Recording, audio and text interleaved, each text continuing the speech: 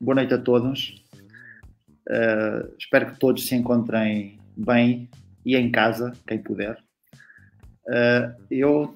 Hoje temos a segunda palestra da palestra com discussão da primeira conferência virtual que nós estamos a organizar, atendendo ao contexto em que nos encontramos, em que o objetivo é sempre, também pelo âmbito do trabalho que fazemos, discutir a articulação entre a pesquisa, a formação e a prática.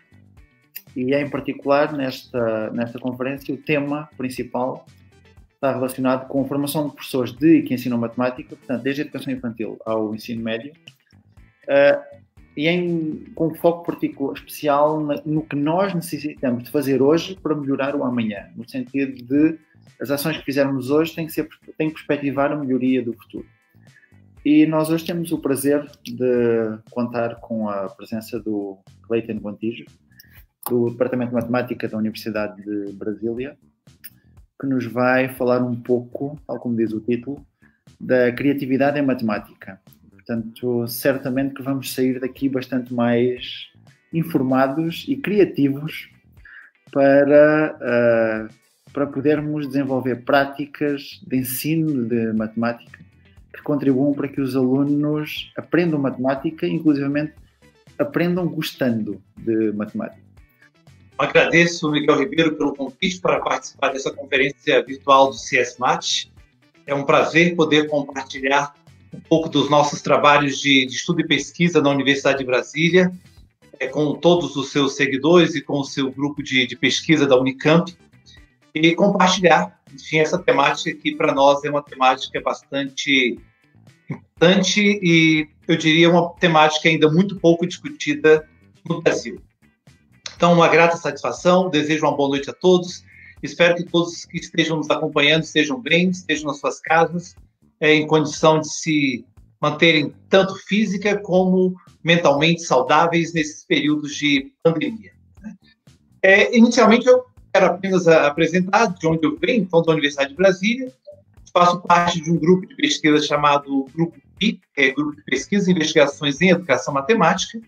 Este grupo ele tem dois focos principais de investigações, que são as pesquisas no campo da criatividade, ou como temos falado mais recentemente, do pensamento crítico e criativo em matemática, e de pesquisas no campo da avaliação em matemática. Então, esses são os dois grandes focos de trabalho do grupo, e tem aí uma grande quantidade de pessoas, né, estudantes de graduação, de mestrado, doutorado, egressos, né, tanto doutores, mestres, doutores que estudaram pela Universidade de Brasília, professores do Instituto Federal de Brasília, da Secretaria de Estado de Educação e de outras instituições que nos acompanham nesse trabalho de construção do conhecimento. Então, hoje, como já havia sido anunciado no título, a ideia é trabalhar um pouco a temática de criatividade em matemática, né? E um dos desafios que o nosso grupo tem enfrentado quando falamos deste tema é que o nome criatividade, essa palavra, nós dissemos que é uma palavra polissêmica, cada um que a utiliza com um sentido diferente. E isso, para a pesquisa, é um grande desafio, porque a pesquisa ela pressupõe um processo comunicacional em que todos entendam, pelo menos compartilhem alguma base teórica que permita o diálogo, tanto do ponto de vista de uma discussão epistemológica, quanto metodológica para aquilo que seriam as investigações empíricas, né? E, então, nesse sentido, é o que a gente vem enfrentando como um grande desafio, construir um campo de pesquisa no Brasil, onde esse termo é utilizado com vários sentidos. Durante essa nova conversa, teremos a oportunidade de discutir um pouco com alguns conceitos, né, de maneira que todos possam compreender de onde é que nós partimos e onde nós colocamos a nossa compreensão sobre a criatividade.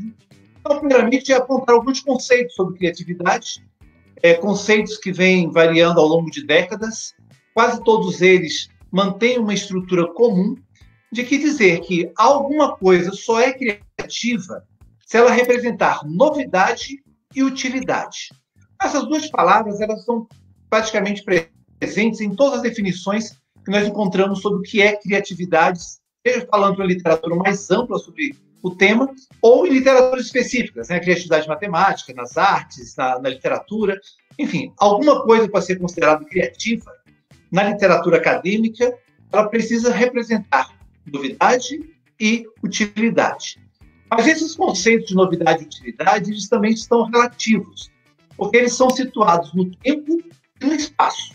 Precisa ser novo em algum lugar para um determinado conjunto de pessoas que vão julgar essa novidade e essa utilidade em função das suas experiências de conhecimento, das suas práticas, da sua cultura.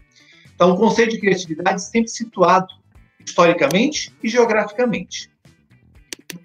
Um dos conceitos de criatividade com que eu mais trabalho é a perspectiva de sistemas. O autor é um húngaro naturalizado estadunidense, Mihail Csikszentmihalyi, e ele trabalha no seu modelo teórico, chama-se perspectiva de sistemas de criatividade. Por que eu gosto desse modelo? Porque ele fala que a criatividade ela é resultante de uma interação dialética entre três sistemas. Um sistema que é a pessoa, o indivíduo, o outro que é o domínio, que é o que ele chama de sistema simbólico, ou seja, é a área de conhecimento, e o outro que é o campo, que é a organização social desse domínio. Assim, ele reúne o indivíduo que produz com um grupo social que julga essa produção e essa produção dentro de um campo específico do conhecimento. O Csikszentmihalyi ele enfatiza que nem todos serão criativos em todas as áreas. Nós tendemos a ser criativos em uma área de especialização. Por que isso é importante pensar dessa forma? Porque para ser criativo eu dependo de ter conhecimento, eu preciso de uma base teórica, conceitual, sólida em uma determinada área. Para ser criativo em matemática, eu tenho que saber matemática. Para ser criativo em química, eu tenho que conhecer química. Para ser criativo na literatura, eu tenho que ser um bom escritor, um bom leitor, compreender a narrativa. Se eu quero ser criativo na gastronomia, eu tenho que conhecer os ingredientes, as suas combinações, enfim. Então, é necessário entender que essa interação dialética entre indivíduo, conjunto de especialistas de uma área dentro de um campo do conhecimento, é que vão validar ou vão dizer se algo é criativo ou não e algo merece ser perpetuado, transmitido, incorporado ao conjunto de conhecimentos que a sociedade já produziu ao longo da sua história.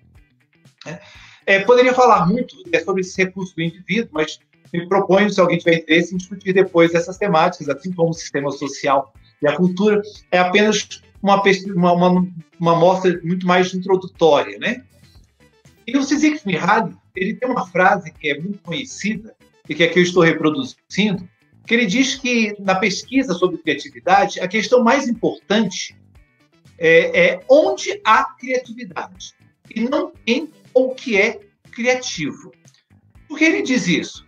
Porque ele diz que nós, como indivíduos, só produzimos criativamente o nosso ambiente nos provê de recursos que nos permitam essa produção. Sejam conhecimentos, abertura às ideias, possibilidades, né, de troca, de debate, de investir em uma determinada ideia, pensamento, produto. E quando ele fala que é onde há criatividade, ele está enfatizando que em uma determinada localidade algo pode ser considerado uma novidade, mas em outra localidade a ideia ou o produto já podem ser considerados ultrapassados. Então, essa situação de dizer onde isso é criativo é muito importante. Como eu já havia dito anteriormente, é um conceito que está situado tanto historicamente como geograficamente, em função do grupo social onde as ideias são produzidas. Dessa maneira, eu quero enfatizar que o nosso trabalho com criatividade ele não busca ficar comparando indivíduos. Nós queremos que todos desenvolvam seu potencial criativo. Então, todo o trabalho está desenvolvido para uma coletividade e não para as potencialidades individuais. Né? Nossa perspectiva é realmente de coletivo e não de individualismo quando falamos da produção criativa. E ao falarmos de produção criativa, na literatura, alguns elementos também aparecem de uma forma constante. Caracteriza-se, né, o pensamento criativo, em especial por 4 elementos. Um deles é o que se chama de fluência, que é a capacidade que uma pessoa tem de produzir ideias sobre um determinado tema, sobre um determinado objeto, sobre uma determinada situação. Então, quando eu passo um problema de matemática para um estudante, se eu quero que ele desenvolva fluência, esse problema tem que permitir que ele possa apresentar muitos caminhos diferentes de solucionar esse problema. Desenvolver ideias, muitas ideias sobre uma mesma situação, é o que se caracteriza sobre fluência de pensamento. Uma outra característica é desenvolver a flexibilidade de pensamento. Então, eu quero que as pessoas produzam muitas ideias, mas eu quero que essas ideias sejam diferentes umas das outras. É nisso que reside a flexibilidade de pensamento. Se eu passo um problema para o estudante e ele me resolve este problema usando o mesmo procedimento, ainda que sejam relativamente diferentes uns dos outros, mas são muito semelhantes na forma de resolver, isso indica uma baixa flexibilidade de pensamento. Agora, se ele escolhe estratégias bem distintas, mostra uma alta flexibilidade de pensamento. Nós queremos que essas estratégias, os caminhos que os alunos desenvolvam, sejam ricos de detalhes, né, o que nós chamamos, então, de elaboração. E, principalmente, que os nossos alunos desenvolvam a capacidade de apresentar ideias que pouquíssimas pessoas apresentariam, que é o que nós chamamos, então, de originalidade de pensamento. Então, a literatura ela mostra também, a literatura que trata de criatividade, uma certa convergência ao reconhecer essas 4 características como aquelas que expressam, né, o que marcam, o que nos ajudam a analisar se algo ou um conjunto de ideias sobre uma determinada situação são, de fato, criativas. E a pesquisa em criatividade, por ser um campo muito complexo, é difícil dar um tratamento sistêmico a todas as atividades que nós queremos investigar. Muitos pesquisadores apontam, de maneira bem específica, quatro grandes campos da pesquisa em criatividade. Um campo focaliza a pessoa. Então, quais são as características da pessoa criativa? Que características de personalidade ela apresenta? Então, é uma pessoa que é perseverante, tem um autoconceito positivo, é uma pessoa resistente à frustração, uma pessoa resistente a críticas negativas, é uma pessoa que sensível a problemas, ou seja, ela percebe elementos de investigação com muito mais clareza, ela percebe detalhes nas atividades que ela desenvolve. Então, há um foco da pesquisa que está centrado na pessoa. Um outro foco da pesquisa está centrado no processo, ou seja, quais são as características que essa pessoa tem, quais são as etapas, como ela cria. Ela precisa de um ambiente específico, ela segue algum tipo de ritual, como ela se organiza para produzir. Então, está associado ao processo de produção. Um outro campo de pesquisa é o produto. Então, ele vê o aspecto final. Se eu estivesse falando de uma atividade escolar, eu não olharia, se eu focalizasse apenas no produto, nem nas características do estudante, nem no processo de produção. Eu iria simplesmente tomar o trabalho final para análise. Então, eu analiso de maneira muito específica o produto. E um outro campo de pesquisa é aquele que trata do ambiente, ou seja, das condições ambientais, muitos autores chamam de clima de sala de aula, no caso da escola, ou no caso das empresas, de clima organizacional, se existe uma atmosfera positiva de aceitação de ideias e que favoreça a produção criativa. Sempre há uma recomendação para tentar agregar nas pesquisas mais de um desses campos. É um fenômeno complexo e que estudar observando apenas um desses elementos torna bastante parcial o objeto de investigação. Então é importante sempre tentar estudar a criatividade utilizando mais de um desses campos de análise. E daí a gente vê, então, que seria um aspecto mais da literatura, digamos, genérica ou geral para falar de criatividade, para chegarmos, então, ao tema da nossa conversa, que é o pensamento crítico e criativo em matemática, ou, de uma maneira mais particular, a criatividade em matemática. Mas, para falar disso, eu gostaria apenas de situar que existe no mundo diversos pesquisadores que estão buscando investigar essa temática. Aqui eu vou citar 2 eventos, ou 2 grupos. Um desses grupos é o International Group for Mathematical Creativity and Giftedness. É um grupo que já existe há mais de 20 anos, organiza conferências internacionais de 2 em 2 anos. A última foi no ano passado, em 2019. Então, existe uma comunidade internacional que pesquisa esse tema de criatividade e superdotação em matemática. Então, muitas das nossas concepções, dos nossos conceitos, das nossas práticas, estão ancoradas na pesquisa desenvolvida por esse grupo internacional. E também, um outro grande evento internacional no campo da educação matemática, o ICME, ele tem um grupo de trabalho exclusivo para discutir relações entre matemática e criatividade. Então, só para dizer, por meio desses 2 exemplos, que existem no mundo vários pesquisadores que estão, neste momento, discutindo o pensamento criativo, o pensamento crítico-criativo, a criatividade e a superdotação no campo da matemática. E o que nós entendemos, então, em termos de conceito por criatividade em matemática? Então, vou apresentar um conceito que eu tenho utilizado há alguns anos. Esse é um conceito que eu desenvolvi durante meu período de estudo doutoral, né? Eu defendi tese em 2007. Então, desde esse período, temos conduzido pesquisas a partir deste conceito.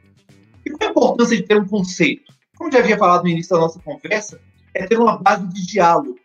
Se uma pessoa não me apresenta um conceito sobre o que ela acha que é criatividade matemática, nós não temos como discutir, porque eu só posso entender na prática aquilo que ela quer dizer se existe uma base conceitual. Então, nós temos utilizado esse conceito nas nossas investigações. Né? É um conceito que tem embasado tanto estudos empíricos como teóricos, e ele diz o seguinte: então, a criatividade matemática é a capacidade que a pessoa tem de apresentar inúmeras possibilidades de soluções apropriadas para uma determinada situação problema. Então, primeiro tem aí, né, uma situação problema que tem que ser resolvida e precisa que as pessoas apresentem ideias para resolver essa situação problema. Do ponto de vista da literatura, quando a gente fala dessas características do pensamento criativo, esse primeiro elemento que se destaca ali de inúmeras possibilidades de resposta, o conceito ele quer contemplar a dimensão da fluência. Outro aspecto que a gente quer nesse conceito destacar é o da flexibilidade de pensamento. Porque nós queremos que os indivíduos apresentem inúmeras possibilidades de respostas, mas queremos que essas respostas sejam diferenciadas entre si, né? Que revela a flexibilidade de pensamento. E ainda queremos que essas ideias sejam originais. Então, apresentar inúmeras possibilidades diferentes entre si, e de preferência que poucas pessoas pensem daquela mesma forma. Esse conceito também, ele ainda abarca do ponto de vista operacional, como é que na prática eu faço algo para saber se o indivíduo pode ser criativo, como ele demonstra isso. Então, 3 estratégias são enfatizadas no conceito. Né? Essas estratégias, a primeira delas é a resolução de problemas, a segunda estratégia é o que nós chamamos de elaboração de problemas, ou proposição de problemas, e a terceira é o que nós chamamos de redefinição. Porque quando o indivíduo ele tem um conjunto de informações matemáticas, ele pode reorganizar, classificar, enfim, agrupar de diferentes formas, mediante um critério, né, para trabalhar com esses elementos. E ainda na prática, como é que esse indivíduo manifesta essas suas ideias? Né? Pode ser por meio de produção textual, por meio de produção numérica, por meio de produções gráficas, ou ainda por meio de uma sequência de ações. Então, quando nós falamos de criatividade matemática, e aí todos que estamos assistindo, eu peço atenção que tente relembrar deste conceito. Nós estamos falando de produção de ideias. Ideias diferentes, de preferência originais, em situações de resolução de problemas, ou de elaboração de problemas, ou de redefinição de objetos matemáticos, por diferentes estratégias, textualmente, numericamente, graficamente, com sequências de ações. Porque tudo aquilo que eu vou falar a partir de agora só faz sentido se a gente tem esse conceito como base para as atividades. Né? Mas antes mesmo de avançar, eu queria só dizer que nós construímos este ano, né, um processo, eu e o Matheus Gianni Fonseca, um novo conceito que a gente está chamando agora mais de pensamento crítico e criativo. Porque além de querer ver fluência, flexibilidade e originalidade de ideias, nós estamos querendo que os estudantes trabalhem no processo de reflexão sobre as ideias, de maneira que eles possam fazer argumentações para justificar os caminhos escolhidos e por que eles consideram que uma determinada ideia é melhor ou mais apropriada do que outras. Né? Então, temos avançado um pouco mais e esse conceito ele tem nos ajudado especialmente nas pesquisas empíricas de natureza mais qualitativa, né? Que aí entra um processo da argumentação, de explicitação de raciocínios durante o processo de produção criativa. E aí, novamente, tem um conceito, mas para operacionalizar esse conceito é importante a gente ainda separar alguns campos da pesquisa em criatividade do âmbito da matemática. Né? Por quê? Porque, às vezes, alguém fala de criatividade matemática, mas ele está falando do professor. Está se referindo à metodologia de ensino. Então, o professor utilizou uma metodologia diferente para ensinar um determinado conteúdo. Escolheu uma estratégia diferenciada. Então, uma coisa é eu falar de criatividade quando eu me refiro à ação docente, como esse professor dá uma aula. Uma outra coisa é quando eu estou falando da criatividade matemática enquanto experimentação. E aí eu estou falando de um aluno que é levado para um ambiente com muitos recursos E ele vai trabalhar com a ideia de construção, quase que de um laboratório de matemática, para trabalhar determinados conceitos, definições, enfim, resolução de problemas desse outro espaço. Uma outra perspectiva ainda é quando eu estou falando novamente do ambiente. E o ambiente da sala de aula de matemática é carregado de sentimentos negativos em relação à matemática, autoconceitos negativos, né, em relação à matemática, e a gente precisa trabalhar a ideia desse ambiente que constrói sentimentos positivos, constrói atitudes positivas, constrói crenças positivas em relação à aprendizagem matemática. E ainda um quarto campo de investigação, que aí é onde eu vou me concentrar na conversa, é sobre resolução de problemas. Já lembrando, os 3 elementos, aqui está chamado de resolução, mas é resolução, elaboração e redefinição no campo da matemática, quando a gente trabalha muito mais com modelos simbólicos do que propriamente com material manipulativo ou com uma aula que o professor dá que se assemelha a uma aula show, uma aula completamente diferenciada. Por que isso é importante? Porque eu havia mencionado a palavra criatividade, ela traz uma gama de representações e de conceitos, e que é importante que a gente saiba bem do que a gente está falando para entender essa ideia do que vamos aqui desenvolver. Quando falamos em problemas, é importante dizer que a gente quer trabalhar com uma variedade de situações. São problemas que possam representar uma pergunta inesperada, problemas que possam apresentar informações incompletas, problemas com excesso de informações, problemas não realísticos e ainda problemas com várias soluções. No nosso caso, os nossos problemas eles admitem vários caminhos de soluções para se chegar a um mesmo resultado. De maneira geral, esse é o foco dos nossos problemas, que a gente chama de problemas abertos. E aí eu vou começar, então, com alguns exemplos. Aqui no grupo do CS-MAT, eu sei que várias pessoas se dedicam a estudar frações, e aí eu trouxe uma ideia de um probleminha de fração para ilustrar, com 2 variações de complexidade, mas que podem ajudar a estimular o pensamento crítico e criativo, né? O primeiro probleminha é assim: determine e explique por meio de investigação, usando materiais concretos, desenhos, calculadoras e etc., a relação entre frações. Aí poderia especificar uma família de denominadores, né? Então, uma família de 2, 4, 8, 16, ou 5, 10, 15, enfim, ou outras quaisquer, e perguntei suas variações decimais equivalentes. Veja, esse problema ele é completamente aberto, porque cada estudante pode fazer uma escolha de uma relação entre uma fração e um decimal, uma forma diferente de fazer essa expressão. Ele pode fazer por texto, ele pode usar um material concreto, ele pode utilizar um desenho, ele pode utilizar uma representação qualquer outra, para ele me mostrar muitas ideias, que é o que a gente quer que ele gere fluência de pensamento, e de preferência que ele gere ideias diferenciadas. Esse é um tipo de problema simples, um problema aberto, em que os estudantes podem produzir muitas respostas, né? Um outro problema, já para estudantes, é um problema similar, mas estudantes que já estão um pouco mais avançados no processo de escolarização, é perguntar para eles também, determinar por meio de investigação, relações entre frações, decimais, porcentagens e proporções. Pedir para que eles elaborem uma lista grande de exemplos em que eles possam relacionar tudo isso. E vamos trabalhar com eles, se os exemplos são muito similares, ou se de fato eles conseguirem escolher estratégias diferenciadas para mostrar a compreensão conceitual e, ao mesmo tempo, vamos identificar lacunas conceituais, e mesmo nas formas de representação, explorar com esses alunos para que eles ampliem o seu repertório matemático, especialmente a sua flexibilidade mental para entender ou compreender um objeto matemático que ele pode ser representado de diferentes maneiras. E ainda espera-se que os estudantes possam representar de formas inusitadas, né? Que é o que nós gostaríamos, seria a expressão do pensamento original. Um outro tipo de problema, para colocar os alunos também em situação de investigação, que são problemas que, mais uma vez, de natureza aberta, que é isso aqui, assim, uma receita para muffins, né, ou cupcakes, como muitos gostam de chamar, tem uma boa diferença entre eles, para produzir 8 muffins, usa 2 xícaras de farinha.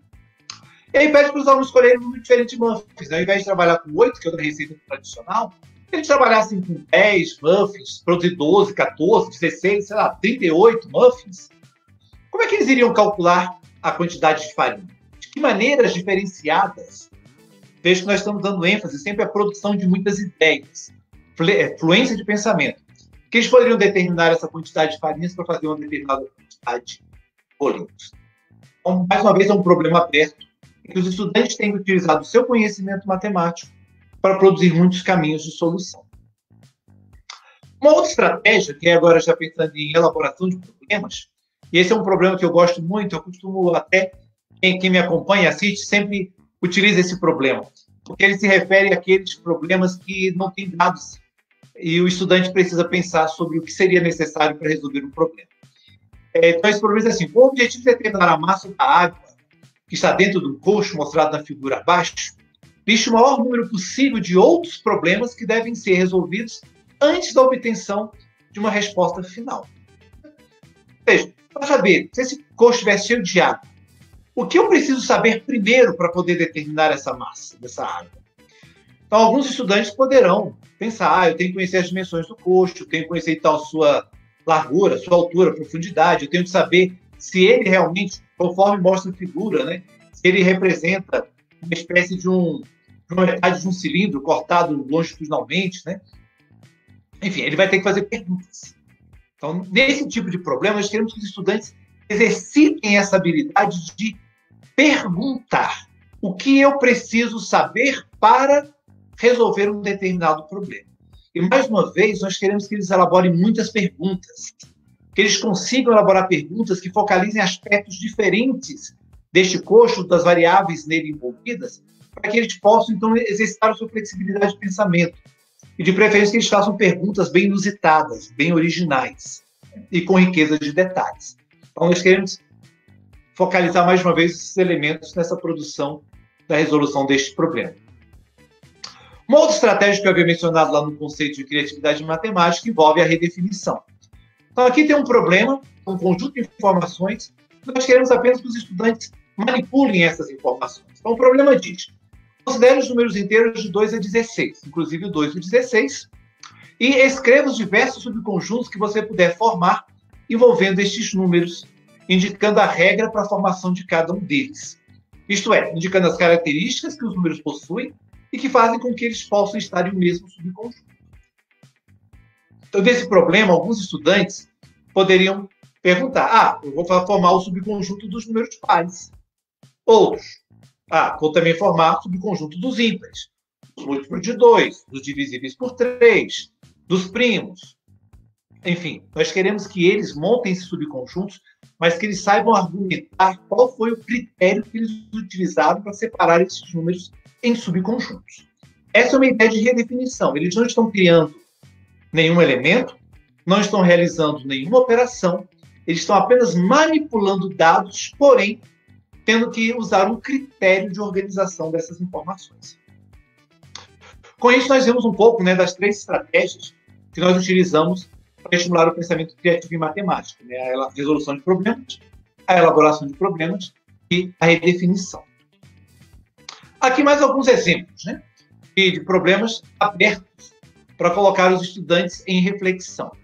Digamos que estão todos na escola, estão na sala de aula, e eles precisam elaborar um plano de ação, pensar em como resolver esse problema. A questão que se coloca para eles é: quanto tempo levaria para evacuar uma sala de aula em uma emergência?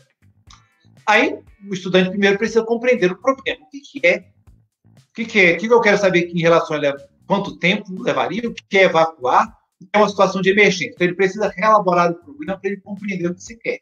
Então, a sugestão poderia ser os estudantes pensarem quanto tempo as pessoas levariam para sair de uma sala de aula em uma simulação de incêndio. O professor poderia trabalhar com esses estudantes um conjunto de perguntas, ou pedir para eles responderem, criarem as perguntas que seriam necessárias para resolver esse problema. Quanto tempo levaria para as pessoas evacuarem uma sala de aula em uma situação de incêndio? Então, primeiro, teríamos que perguntar quantas pessoas estão na sala de aula, se estão sentados ou estão em pé, se tem saídas de emergência, onde elas estão localizadas, se existem obstáculos ou não, enfim, se tem pessoas com deficiência, qual o tempo de reação de uma pessoa, ou seja, quando ela recebe uma notícia, quanto tempo ela leva para processar essa informação e entender a situação de emergência. Enfim, quantas pessoas já praticaram exercício de incêndio ou podem partilhar alguma experiência que poderia ajudar a resolver esse problema, ainda que outros elementos ou fatores poderiam ajudar numa fuga mais rápida.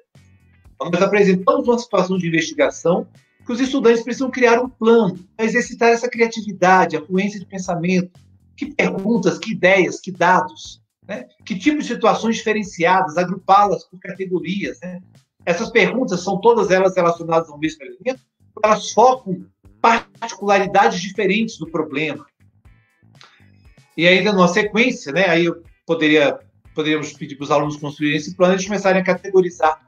Então, usando siglas, cores, enfim, estratégias diferentes para representar um conjunto de perguntas, até eles construírem um modelo matemático que pudesse, então, dar uma possível resposta para quanto tempo seria necessário para as pessoas evacuarem uma sala de aula durante uma situação de simulação de incêndio ou mesmo de incêndio real. No Brasil, infelizmente, não é uma prática, né? Em outros países, em todos os prédios tem um mapa de incêndio. Você não passa por nenhuma porta que não tenha explicado como você sair, né, daquele espaço em uma situação de emergência. Ainda pensando em outros problemas investigativos, aqui eu estou tentando trazer problemas bem diferentes que eu já apresentei, mas para nos colocarmos a pensar, né? Um shopping center planeja criar um novo estacionamento. A pergunta para os estudantes pensarem: como esse estacionamento deve ser iluminado? O que eles devem se perguntar? O que eles devem projetar, né, para isso? Uma outra perguntinha investigativa para colocar os estudantes para pensarem, aí não é bem uma pergunta para crianças menores, talvez para estudantes de ensino médio, mas o problema poderia ser adaptado para diferentes situações. Para crianças menores, poderia ser um produto de uma lanchonete da escola, né? Vende um cachorro-quente. Como é que eles poderiam pensar em etapas de aprimoramento desse cachorro-quente para que eles pudessem implementar de mês a mês ou de ano a ano até eles conseguirem cobrar o valor e manter atrativo esse produto, aumentando a sua rentabilidade? Como é que eles estabeleceriam um plano para isso? E aí, nesses casos, sempre depois de observar um procedimento matemático ainda. Eles poderiam questionar várias coisas a esse respeito, se fossem abrir uma escola, uma instituição de ensino, enfim. Aqui, no outro problema investigativo, né, poderia ser chá, mas poderia ser um refrigerante, um suco, qualquer outro elemento industrializado. E a pergunta é: como é que você faz para manter um chá quente? E aí eles têm que saber, sem afetar o sabor, enfim, que variáveis poderiam ter. E aí sempre buscando os elementos matemáticos que pudessem ajudar nessa exploração. Aí, no outro problema investigativo, que poderia estar no campo da matemática, mas conectado a outras áreas do conhecimento, seria: uma cidade percebe que está gastando muito dinheiro com seus métodos de coleta de lixo. Pedir para os estudantes identificarem a multiplicidade de variáveis que podem ser controladas para economizar dinheiro. Como é que eles poderiam, quais seriam as vantagens e desvantagens de controlar essas variáveis? E novos problemas que são introduzidos na comunidade na tentativa de controle dessas variáveis, né? Então, teriam perguntas que poderiam ser feitas. Aqui ainda, já num campo mais matemático, mais explícito, talvez, trabalhando com perspectiva, num projeto mais associando matemática e arte, pedir para os alunos compararem uma imagem, aqui tem uma ilustração, né, do Escher, e uma fotografia, e eles tentarem comparar a perspectiva utilizada no trabalho do Escher com a perspectiva utilizada pelo fotógrafo, né, que tentou ali reproduzir um elemento de perspectiva. E aí o professor colocar algumas perguntas para esses estudantes pensarem, para estimular também o seu pensamento crítico e criativo nesse campo, tentando estimular as habilidades espaço-visuais, as perspectivas, a imaginação, que são elementos extremamente importantes para o desenvolvimento de habilidades no campo da geometria. Isso poderia ser desenvolvido com crianças menores, com uma perspectiva inicial de exploração no campo da geometria. Depois, os estudantes poderiam ser convidados a eles mesmos criarem situações por meio de fotografia, fazer uma exposição na escola e trabalhar essas questões tanto do ponto de vista de um objeto, o seu ângulo de visão, se ele focalizou uma face frontal, uma face superior, se ele pegou na diagonal, o que esses ângulos de criação, esses pontos de visão e as perspectivas poderiam interferir na sua forma de interpretar objetos. Isso é extremamente importante para que os estudantes não se deixem levar ao trabalhar com geometria estereótipos de forma, mas que eles possam sempre buscar os elementos conceituais para analisar um problema ao tentar resolver. Bom, eu mostrei exemplos aleatórios, né, situações diversas, todas elas necessariamente não conectadas, mas apenas para ilustrar um pouco dessa dimensão mais do problema aberto de caráter investigativo para estimular o pensamento crítico e criativo. E aí agora eu vou dar um exemplo um pouco mais completo, né, de uma atividade inteira, que a gente chama de oficinas de pensamento crítico e criativo, para pensar, então, uma atividade de 2 a 3 horas com um grupo de estudantes, e aí ver algumas atividades que podem compor essa oficina. Mas antes de mostrar, então, esse planejamento mais completo, eu queria destacar que a gente tem trabalhado com um modelo. Então, tem uma discussão teórica sobre alguns elementos que favorecem a produção criativa, e nessa perspectiva, então, nós temos esse roteiro de oficinas que nós temos utilizado nas escolas, na pesquisa com os estudantes, envolvendo tanto a dimensão mais quantitativa quanto qualitativa das produções durante as nossas intervenções. As nossas oficinas de pensamento crítico e criativo, elas são projetadas para terem 6 momentos. Então, o primeiro momento é o que nós chamamos de aquecimento, né?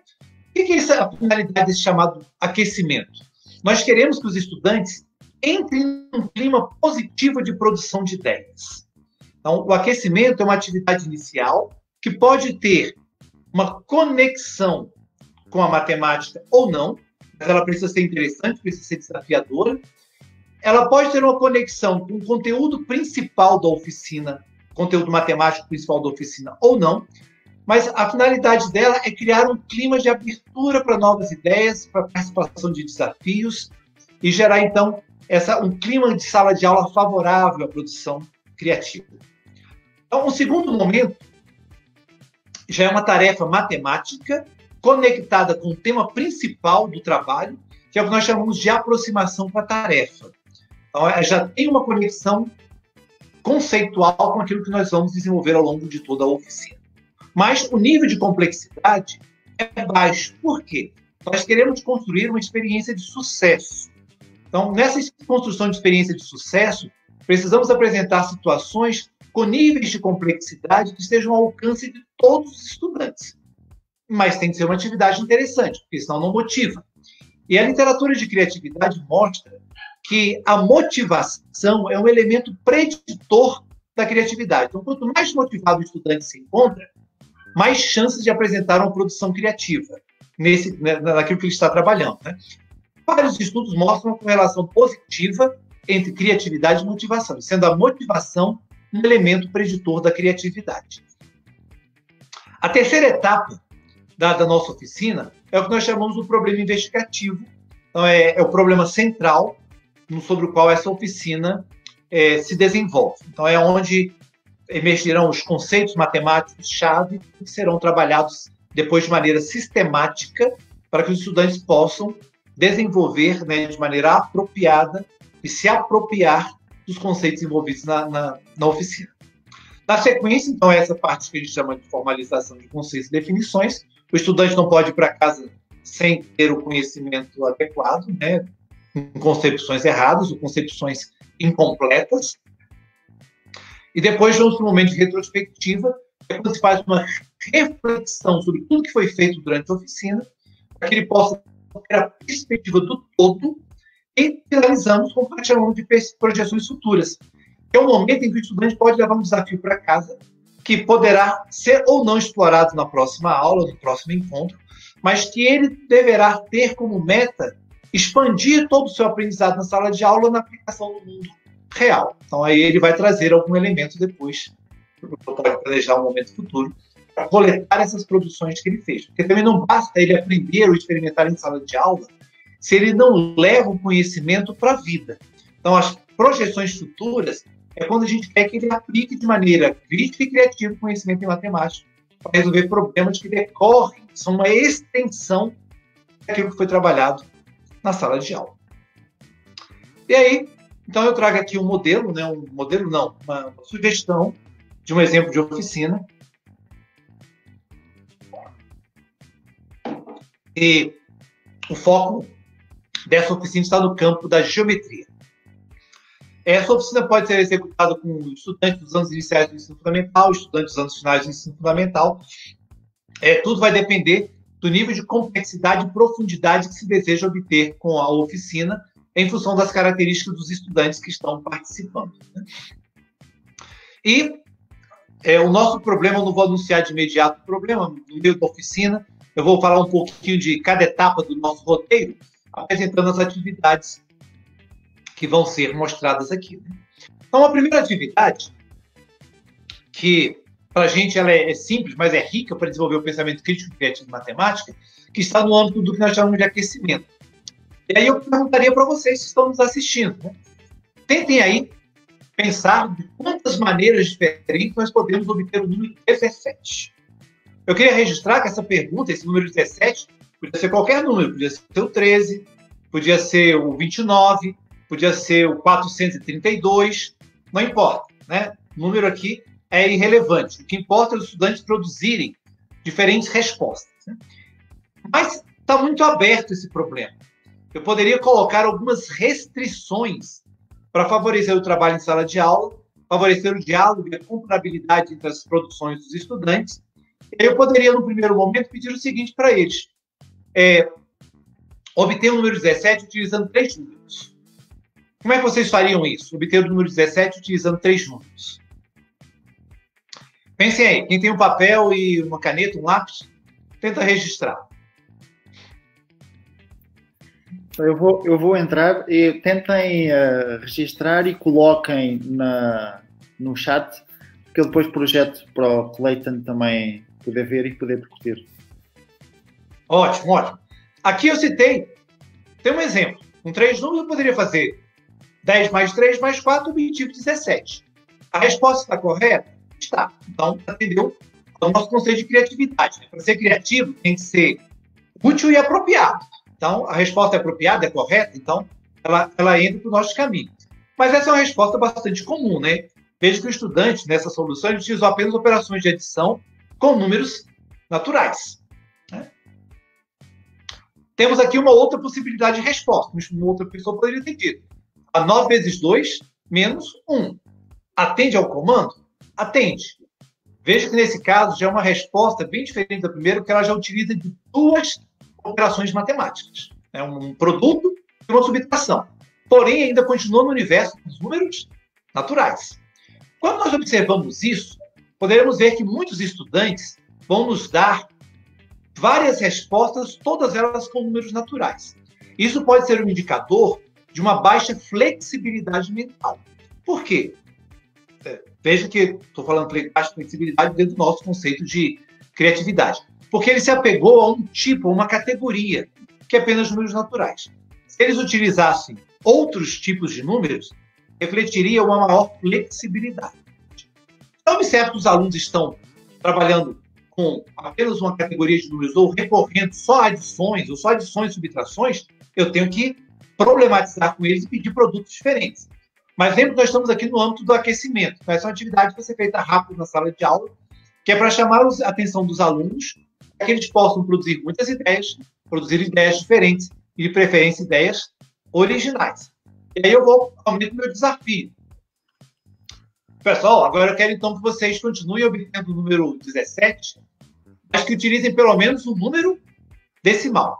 Aqui a regra de 3 números permanece. Acho que eu esqueci de colocar ali no meu hexágono, né? Utilizando 3 números, mas dos 3 números, pelo menos um tem que ser decimal.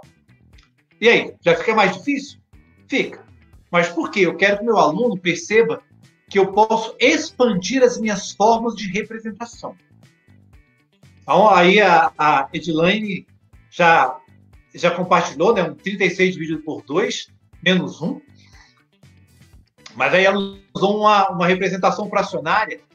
Agora sim, olha, 35, porque aí vai resultar no número decimal, né? 36 por 2 ainda vai voltar lá para o número natural, para 18. Mas poderia ter aqui 34 vezes 0,5. Ou 34 vezes o meio, né? Aí fugiu a ideia dos 3 números, porque só estivesse na representação fracionária para dar a mesma ideia, né? Aí a Edilane trouxe um exemplo bacana ali de novo. Tem aqui um outro exemplo, que seria 68 vezes 0,25. Veja que eu estou trabalhando com o meu estudante, uma coisa simples que é obter o número 17, mas eu saí de um universo inicial de trabalhar com 3 números quaisquer, que eles estavam lá exemplos de apenas com números naturais, introduzi uma ideia de um decimal, mas trabalhei ali com a ideia de metade de quarto, e continuei obtendo o número 17. Veja, a natureza do problema aberto. Eu continuo podendo obter inúmeras possibilidades de solução para esse problema e possibilidades que se diferenciam do ponto de vista das categorias de respostas. Eles naturais agora já trabalham com decimais. Poderia problematizar um pouco mais ainda com os nossos estudantes, colocando-os para pensar, e aqui eu quero que eles utilizem uma raiz quadrada obrigatoriamente nas respostas. Quem é que traz aí para a gente, quem está aí com lápis, caneta, papel, ou está conseguindo redigir aí no chat, uma possibilidade de resposta para obter o número 17 utilizando uma raiz quadrada? Usando 3 números ou 2 números.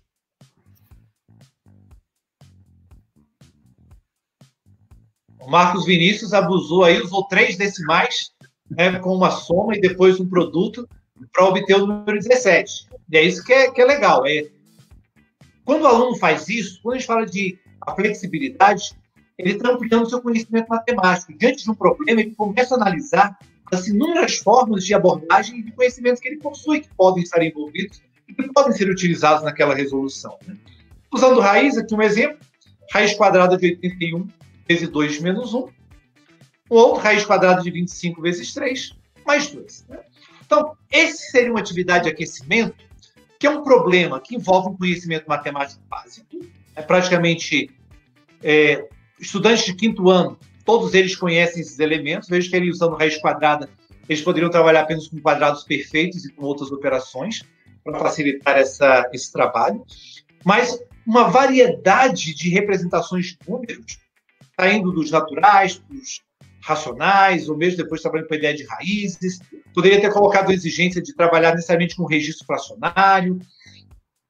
Enfim, com estudantes, né, a partir do 6º ano, quando trabalho com os inteiros, né, então poderia pedir que trabalhassem com números também negativos e positivos. Enfim, uma diversidade para um problema extremamente simples, mas que ele trabalha para que o estudante perceba que ele pode construir muitas respostas diferentes entre si pela natureza dessas respostas, e alguém apresentar uma resposta muito diferente dos demais estudantes. Lembrando que o conceito de originalidade, que eu já mencionei anteriormente, o original está relacionado ao contexto. Né? Alguém poderia dizer que uma resposta com raiz quadrada não tem nada de original. Muita gente faz isso em qualquer lugar. Mas talvez numa determinada sala de aula, apenas um estudante traga a raiz quadrada para a resposta, e naquele contexto, aquela resolução se configura como algo original, porque ele fugiu a um padrão que os seus colegas estavam utilizando. Uma outra atividade que eu sugeriria também como aquecimento, um outro probleminha, é pedir para os estudantes observarem essas 3 figuras. Dão um tempo para que eles observem, o que eles identificam, que nomes eles dariam, o que eles acham que são propriedades dessas figuras.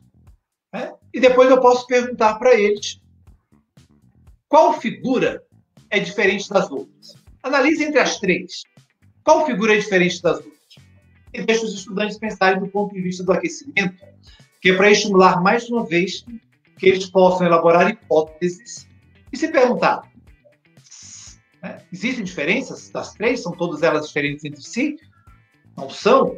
Ou uma só é diferente das outras? 2? Qual é essa?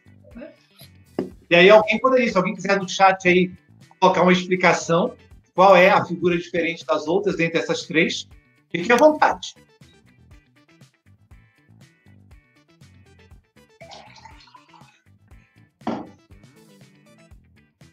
Alguém sugere qual é uma figura diferente das outras?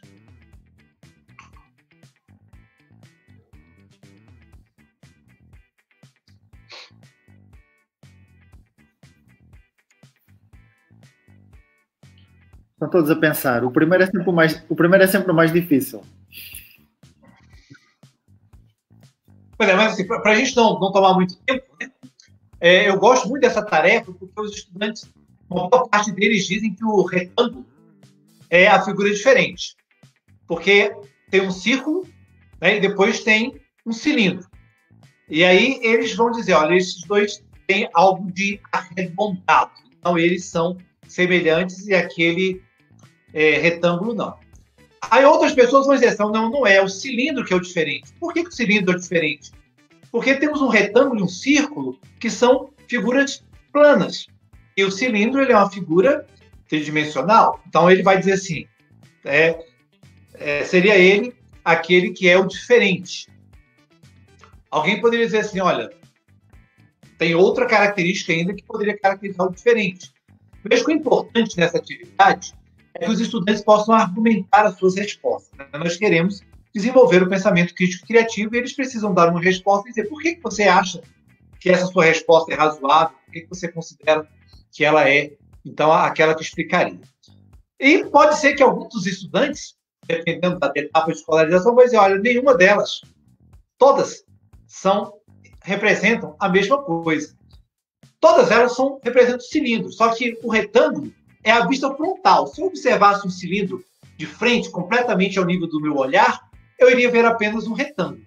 Mas se eu faço a vista superior, olho de cima para baixo, eu veria talvez apenas a tampa desse cilindro, veria apenas o círculo. Se eu observasse de um outro ângulo, eu veria, portanto, o cilindro. Então, poderia ter alguém que argumentaria que não há figura diferente, apenas um ponto de vista diferente para analisar o mesmo objeto. Nesse caso, nós não queremos uma resposta correta. Nós queremos um argumento plausível. Então, que eles possam elaborar muitas hipóteses para explicar o seu pensamento, mas que sejam respostas plausíveis. Então, essa atividade também ela entraria no campo do aquecimento, porque é uma atividade rápida e a gente quer que os estudantes se abram para a perspectiva da investigação, do pensar, do analisar, e com algo que não depende de conta, de fórmula, de um conceito muito específico, sem o qual eles não pudessem resolver a atividade. Uma outra, como eu falei que era uma oficina com foco na geometria, né? Então eu apresentei uma atividade de aquecimento de números, não tinha nenhuma conexão com a geometria, mas era uma atividade matemática. Apresentei uma agora que nos remete ao campo da geometria, e vou apresentar uma outra no campo da geometria também, mas que é possível explorar outros conteúdos matemáticos nessa atividade. Então, peço, observem essa figura. Então, observem esse quadrado. Né? Eu dei, mesmo sem fazer outras marcações ou registros, que eles assumam que tem um quadrado apresentado. E peço para que eles, então, considerando um dos vértices deste quadrado, né, atrelar a ele, um outro quadrado que estaria ligado ao centro, que está ali, então, sobreposto, e que é uma parte azul comum sobreposta. Né? Peço para que eles continuem observando, então, o que eu fiz. Um quadrado, pego um outro quadrado de mesmo tamanho, sobreponho, e nessa sobreposição, o vértice do quadrado que eu estou sobrepondo está atrelado ao centro do outro quadrado. Depois eu digo para eles, então, um dos quadrados é girado em torno do vértice, e a sobreposição resultante, né, antes eles tinham uma sobreposição azul, agora é uma sobreposição vermelha. E aí eu pergunto para eles, né, qual parte colorida tem a maior área? A azul ou a vermelha? E aí eu quero que eles possam, mais uma vez, estou estimulando fluência, flexibilidade, originalidade e elaboração de pensamento, eu quero o argumento deles, que eles possam apresentar o maior número possível de explicações, e depois, como eu quero que eles elaborem o pensamento, deem uma resposta mais original, eu vou pedir para que eles escolham, né, qual é o argumento que eles consideram mais razoável, mais plausível, né, ou o correto, para dizer qual área tem a parte colorida maior. E eu gosto desse problema, já trabalhei com formação de professores, utilizando esse problema, também com estudantes de educação básica, e mesmo os professores, muitos têm dificuldade de responder a esse questionamento. Né? E aí, dentro do campo do CS-MAT, né, que trabalha especialmente com a ideia de conhecimento especializado, do professor que ensina matemática, a gente percebe que há algumas fragilidades conceituais que não permitem que mesmo professores, às vezes, consigam dar uma resposta bastante plausível para esse problema. Bom, eu vou apresentar a resposta, né? Eu quero que todos eles depois cheguem à conclusão de que as áreas são iguais, mas eu quero que eles me mostrem de diferentes maneiras como eles poderiam provar que essas duas áreas, tanto a azul quanto a vermelha, são iguais. Né? Mas eu só adiantei a resposta por questão de tempo, né? Senão eu vou falar muito. Bom, agora eu quero me aproximar da tarefa. Então, eu apresentei 3 tarefas que poderiam ser trabalhadas como aquecimento, mas essa da parte colorida da área também ela pode trabalhar com representação fracionária e muitas outras coisas, cálculo de áreas, utilizando diferentes perspectivas. Poderia trabalhar com decomposição de figuras geométricas, composição e decomposição, e aí poderia fazer uma aula inteira só com isso, não ser um aquecimento. Mas eu quero ir para o segundo passo da minha oficina, que é da aproximação da tarefa. E aí, para a aproximação da tarefa, propus para os estudantes uma atividade com o Tangram. Eu sei que quase todos que estão aqui nos assistindo conhecem o Tangram, eu vou apenas passar alguns desses slides, porque todo mundo conhece a história, é alguma coisa fácil para todos buscarem a história do Tangram, saberem, né, então, qual o número de peças, se todas as peças têm o mesmo número de lados, enfim. Perguntas para que os estudantes, especialmente de anos iniciais ou mesmo de anos finais, possam explorar esse instrumento e saber o que eles poderiam formar, né, com as peças de um Tangram. Trabalharia relações entre triângulos, trapézios, paralelogramas, retângulos, enfim, quadrados, losangos a partir do Tangram. Depois, pediria para eles, então, responder algumas outras perguntas, né? Mas, como o Tangram é uma coisa muito conhecida, eu quero só me aproximar da tarefa, mas coloco um momento lúdico, eu peço que os estudantes possam criar e inventar imagens com o Tangram. Para além dessas imagens que nós encontramos aí, os mais variados sites e livros, mas peço que eles construam. Depois eu quero trabalhar com eles com algumas imagens orientadas. Então, peço para que eles construam. E aí eu estou dando o modelo, quero que eles reproduzam esses modelos, né? Ainda no processo de aproximação para a tarefa. No segundo momento, eu trabalho, então, com desafios. E agora, o que eu dou para eles? Uma imagem que não tem os contornos definidos. E quero que eles reproduzam essa imagem com o Tangram. Aí, no nosso caso, como trabalhamos a ideia da pesquisa, nós temos Tangrams para 40 alunos. A gente leva para a sala de aula, um para cada um, para que eles possam testar. E queremos que eles consigam exercitar um processo de visualização e de imaginação geométrica, por meio do qual eles possam identificar a composição deste, digamos, de uma representação deste cavalo, por meio do Tangram. Eles teriam que fazer essa composição correta.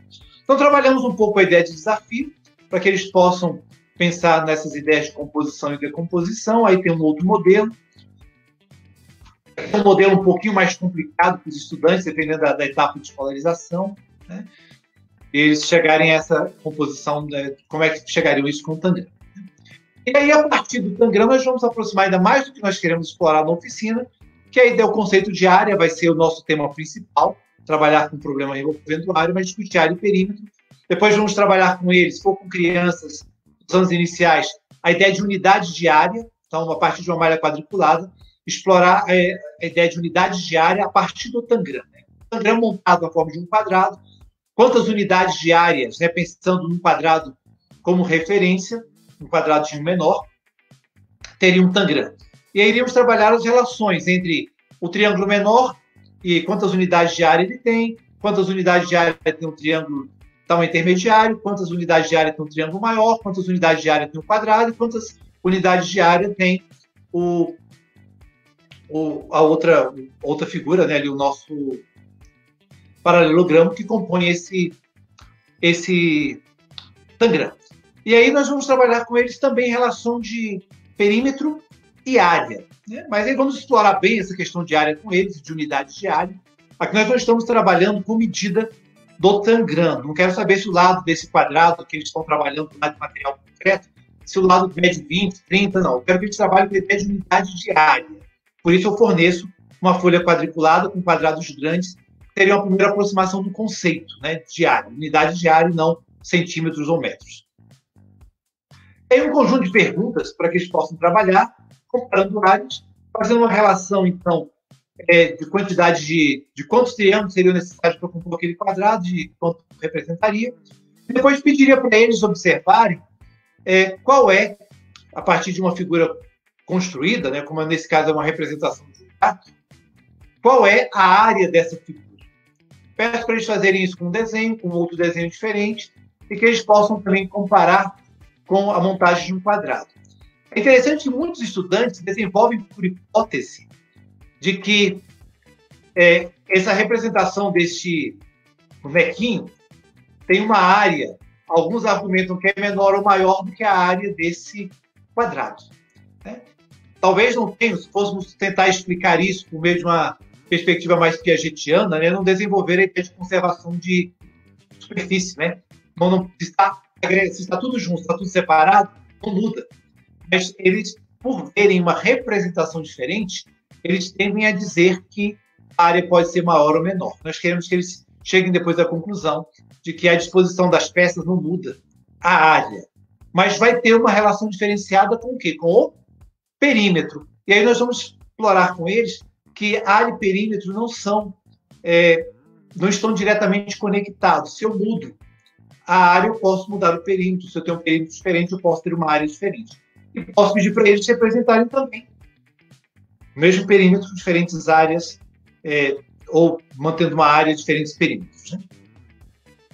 E aí a gente vai perguntar para eles o que eles observam. Então, a ideia é explorar o conceito de área e perímetro, porque nós vamos para o nosso problema principal. E aí é uma pergunta inicial para motivá-los, né? Se eles já pararam para pensar o quanto de pele há no corpo humano. Esse é um problema presente em várias publicações aqui no Brasil. Tem um material do Ministério da Educação, do Gestar, que traz esse problema para os estudantes dos anos finais do ensino fundamental. Tem algumas publicações de estudantes e grupos de PIBID pelo Brasil que também já trabalharam esses problemas de uma outra natureza.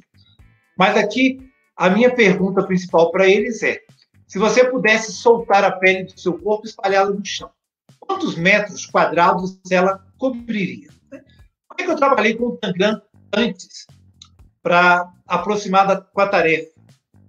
Calculando áreas de bonequinhos diferentes, porque eles vão precisar criar um modelo, uma representação de corpo humano, possivelmente por meio de decomposição desse corpo humano, tanto em sólidos ou quanto figuras planas, para que eles pudessem pensar uma estratégia de calcular a área da pele do corpo humano.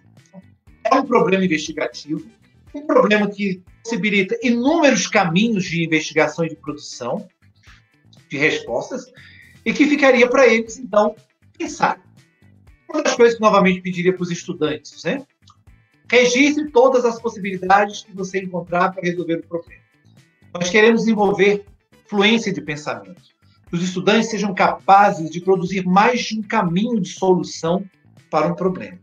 Queremos que eles desenvolvam flexibilidade de pensamento, que eles possam pensar de maneiras diferentes, propor caminhos de solução distintos uns dos outros.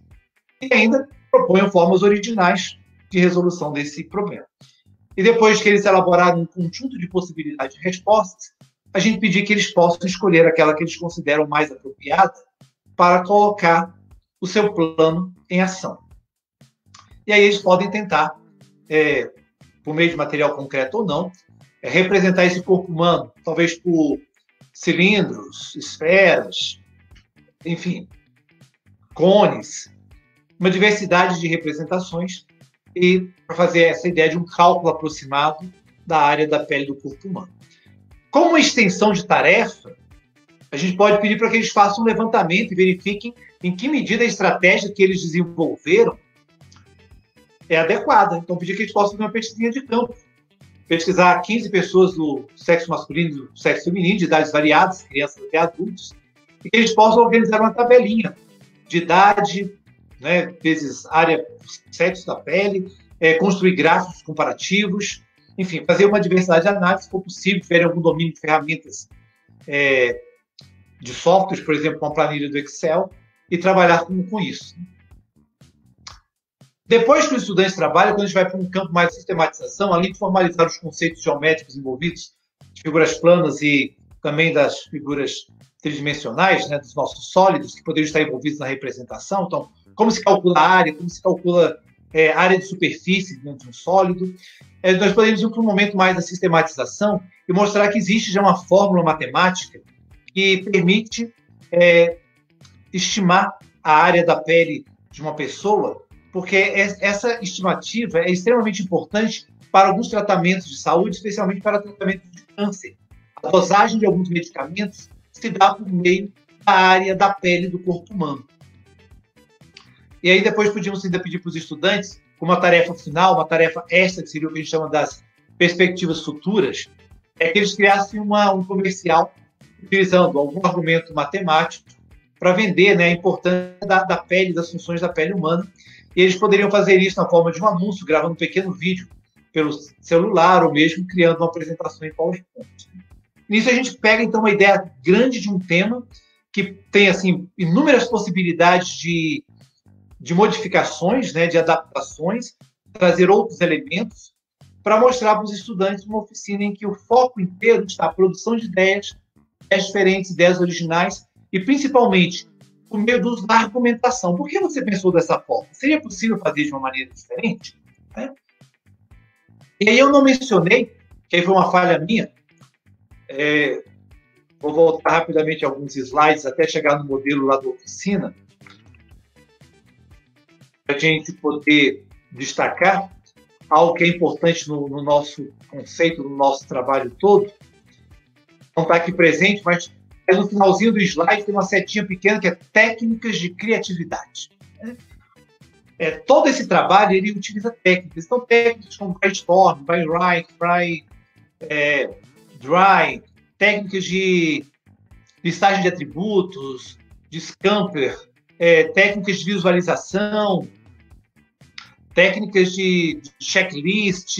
São várias técnicas que estão na literatura de criatividade que nós temos adaptado para aplicar no campo da matemática. Então, todas as fases da oficina são permeadas por técnicas de criatividade. Aí eu queria aproveitar até que esse slide está novamente sendo apresentado e agradecer ao Matheus Gianni Fonseca, que fez essa arte belíssima para mostrar o modelo de oficina que a gente tem trabalhado. Eu tinha que ter feito esse registro também, dada a produção dessa belíssima imagem que foi produzida, né? Eu acho que eu falei muito, né? Eu espero que tenha sido possível compreender um pouco do que a gente tem chamado, no aspecto conceitual, sobre criatividade em matemática, e também por meio dessa pequena apresentação de uma oficina e dos problemas, situações que favorecem desenvolver, então, o pensamento criativo, o pensamento crítico e criativo em matemática. Uma pequena divulgação, fazendo propaganda do nosso grupo de pesquisa. Ele tem um site que foi aí ao ar hoje, praticamente podemos dizer assim, sendo lançado aqui nessa apresentação.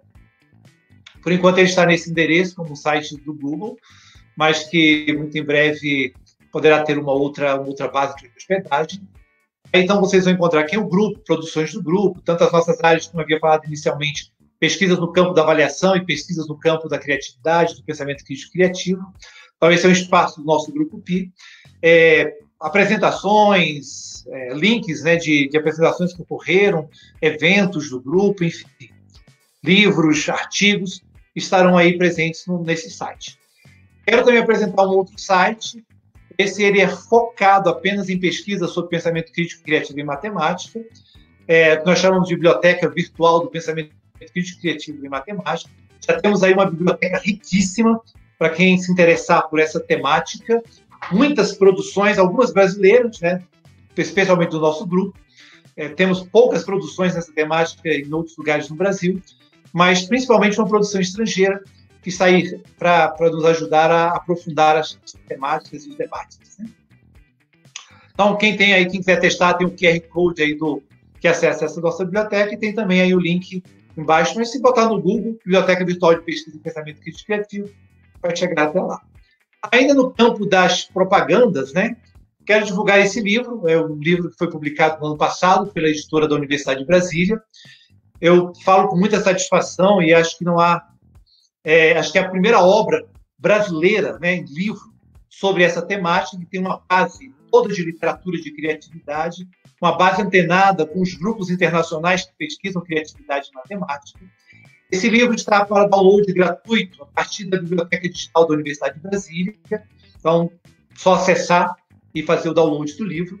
É um livro escrito para professores, mas que não perdeu, né, professores e estudantes de graduação, seja da pedagogia, da matemática, estudantes também de pós-graduação, mas também é para pesquisadores da área, porque tem uma rica literatura ou uma rica lista de referências bibliográficas de suporte para trabalhar com ele. Então, o livro nós chamamos de Criatividade Matemática, Conceitos, Metodologias e Avaliação. Convido a todos aqueles que estiverem a aproveitar esse tempo de pandemia, não sabem o que fazer dentro desse momento de isolamento, né, de distanciamento social. Leia o livro. Acho que vai ser uma rica contribuição para a formação. Um outro livro, esse é de uma editora comercial, já foi publicado neste ano de 2020, o Criatividade Matemática, Lições da Pesquisa. Esse livro tem uma natureza completamente distinta do outro. O outro é muito mais uma grande revisão de literatura, uma apresentação do campo de pesquisa sobre criatividade matemática. E esse livro ele já é de pesquisa empírica de membros do nosso grupo, né? Pesquisas desenvolvidas no programa de pós-graduação em educação da Universidade de Brasília, lá no mestrado e no doutorado. E aí o foco já é muito mais na abordagem da metodologia da investigação sobre criatividade. Então, é uma base conceitual, mas esse não é um livro de capítulos, cada capítulo apresenta uma pesquisa específica, né? Então, também um convite para a leitura deste livro. E, finalizando, agradeço aqueles que estiveram conosco durante essa apresentação, tem aí o meu contato, e quem quiser depois, momento de discussão, fiquem à vontade para enviar uma mensagem. E aí, mais uma vez, agradeço ao Miguel Ribeiro pelo convite, por participar deste momento desse grupo do CS-MAT, que tantas discussões tem promovido, tanto no âmbito da Unicamp e das cidades ao redor, mas também abrangendo eventos nacionais e internacionais, com diferentes pesquisadores. Eu me sinto muito honrado e muito feliz de estar participando deste momento com você. Obrigado, Clayton, pelas palavras e pela palestra. Portanto, nós temos aqui, eu sintetizei, coletei aqui duas questões, não sei agora no final se alguém colocou. Portanto, a palestra foi muito, para mim, pessoalmente, foi muito rica e deu até algumas ideias relacionadas com o trabalho que nós fazemos, de fazer conexões entre as questões da criatividade dos alunos e a formação de professores e a questão do conhecimento do professor e a prática do professor. O Wellington pergunta, que era logo, as tarefas logo lá do início, para que séries os problemas podem ser aplicados? Portanto, quando é o tipo de trabalho que vocês pode ser desenvolvido com esse tipo de problemas? Eu diria, Wellington, obrigado aí pela pergunta, pela participação. Essas atividades podem ser aplicadas para diferentes séries. O que diferencia de um momento para o outro seria a profundidade ou a expectativa que poderíamos ter do tipo de respostas que os estudantes podem apresentar e qual a extensão que nós queremos também, do ponto de uma abordagem teórica, na hora de fazer a sistematização do conhecimento, que queremos dar para esses estudantes. Então, é sempre adaptar ao contexto, né?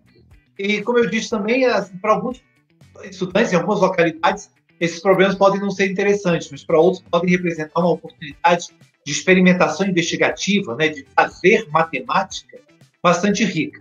Eu tentei trazer algumas situações que estavam mais voltadas para o âmbito dos anos iniciais e uma parte dos anos finais do ensino fundamental. Nós temos muitos materiais que poderiam ser aplicados em diferentes etapas de escolarização, mas eu tentei não trazer exemplos muito, diria assim, que exigissem uma grande quantidade de conhecimentos, mas uma boa parte dessas situações, com estudantes de 4º, 5º ano, elas podem ser aplicadas, e com estudantes dos anos finais do ensino fundamental também, e mesmo ensino médio. Aquele probleminha, que eu diria que é um problema muito simples, mas que eu gosto pela riqueza, de quantas formas diferentes você pode obter o 17, dá para trabalhar com estudantes de graduação. Alguns estudantes poderiam utilizar talvez o logaritmo, outro um fatorial, outro... Quer dizer, eu diria o céu é o limite, né?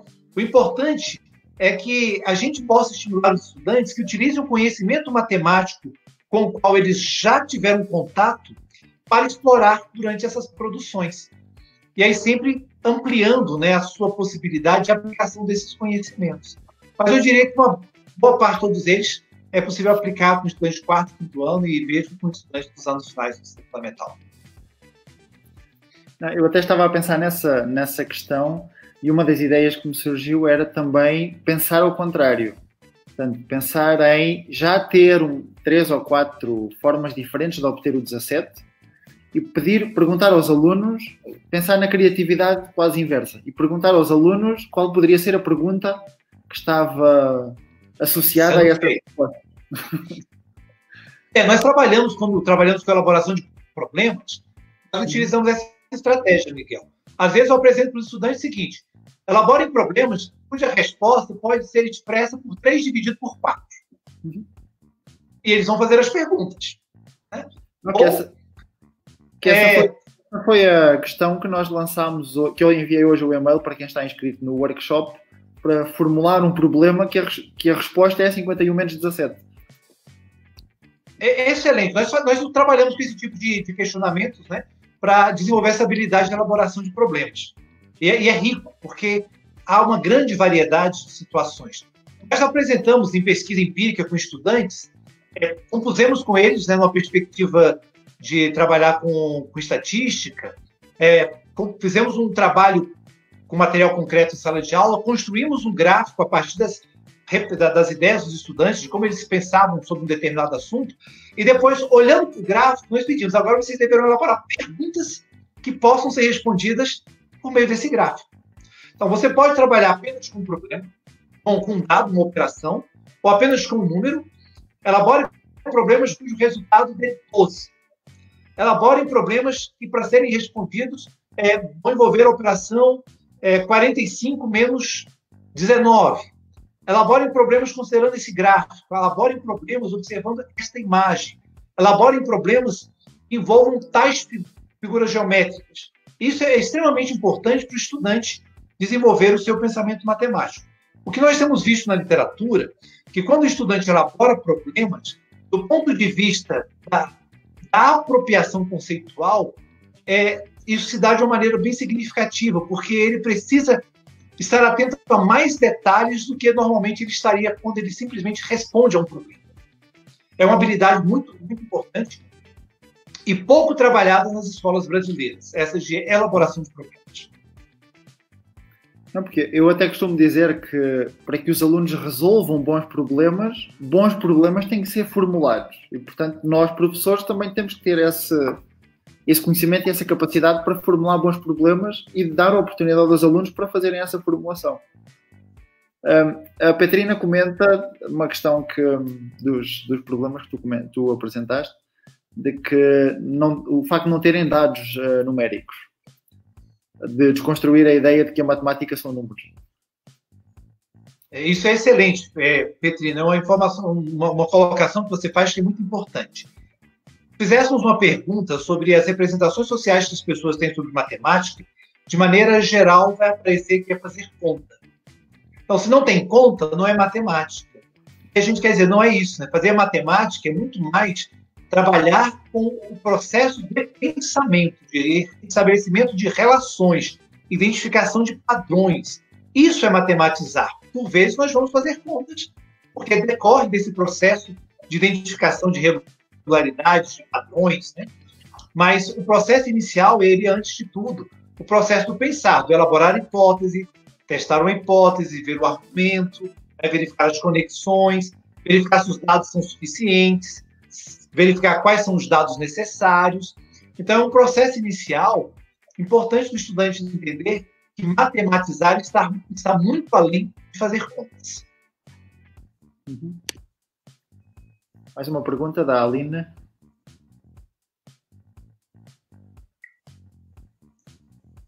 Bom, a Aline nos pergunta, né? Então, quando o aluno apresenta criatividade, por exemplo, ao redefinir o conjunto numérico de diversas formas, o que você considera que influenciou a ausência dessa criatividade?